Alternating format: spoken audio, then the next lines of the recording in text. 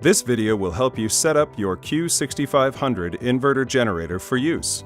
Proper usage of your new generator is very important. Be sure to read and follow all of the instructions and safety precautions in the operator's manual and on-product labeling before operating the product.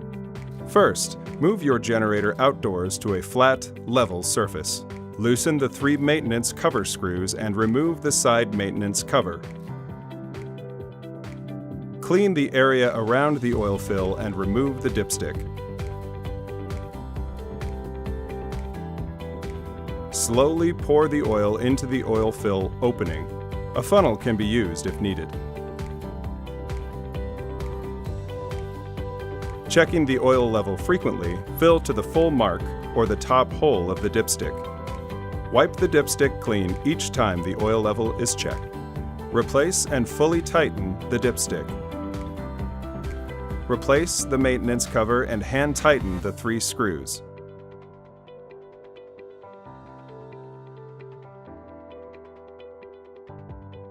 Next, add fuel by slowly removing the fuel cap to relieve any pressure in the tank.